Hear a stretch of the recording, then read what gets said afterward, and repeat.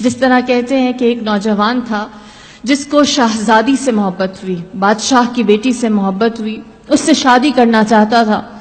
دربار میں ایک وزیر تھا جو اس کا جاننے والا تھا، وزیر کے پاس گیا اور وزیر سے کہا کہ تم کسی طرح میری شہزادی سے شادی کراؤ۔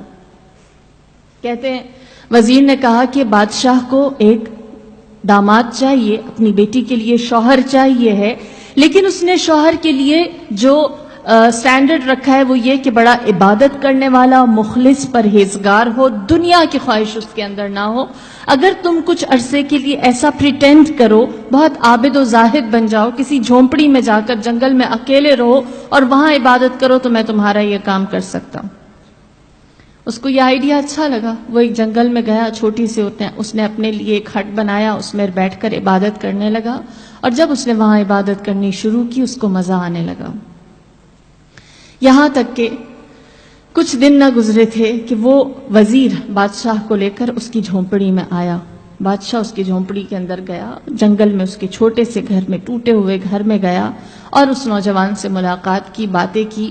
بادشاہ امپریس ہوا اور اس نے کہا اس نوجوان سے کہ مجھے تمہارا عبادت کرنا، تمہارا تقوی اچھا لگا، میں چاہتا ہوں تم کسی دن میرے پاس آ کر محل میں ملو، میں اپنی بیٹی کے لیے شوہر تلاش کر رہا ہوں اور مجھے لگتا ہے کہ تم میرے آنے والے مستقبل کے لیے ایک اچھے جمائی، ایک اچھے داماد ثابت ہو سکتے ہو۔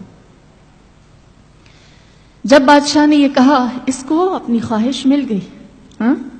اس نے فوراً بادشاہ کو جواب دیا اور کہا مجھے تھوڑا سا وقت چاہیے، پھر میں آپ کو ریسپونڈ کرتا ہوں، آپ کی خدمت میں حاضر ہوتا ہوں۔ وزیر خوش ہوا، اس نے اپنا وعدہ پورا کر دیا۔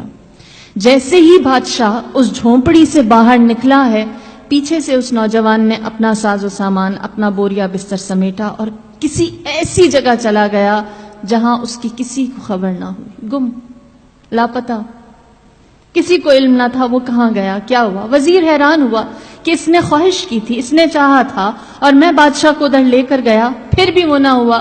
یہاں تک کہ بہت عرصہ گزر گیا، ایک ٹائم کے بعد اس وزیر کی ملاقات اس نوجوان سے ہوئی جس سے اس نے بادشاہ کی ملاقات کروائی تھی۔ لہٰذا اس وزیر نے پوچھا مجھے بتا جب تیری خواہش پوری کر دی گئی تھی تو کیوں چلا گیا، تو نے کیوں اپنی نیت، اپنا ارادہ بدل دیا اور اپنے اس ڈیسیجن سے ہمیں تم نے انفارم بھی نہ کیا۔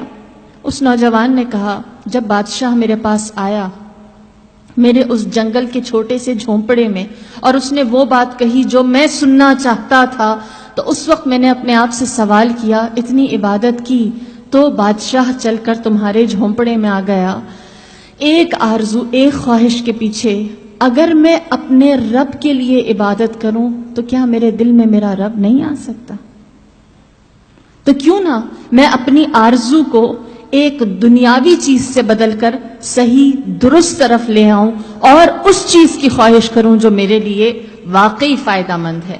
لہٰذا میں نے اپنی اس خواہش کو چھوڑا اور کہا میرے اس جھونپڑے جیسے دل میں اللہ کو بلاتا ہوں۔ تو یہ آرزو کا فرق ہے، یہ خواہش کا فرق ہے، یہ تمنا کا فرق ہے۔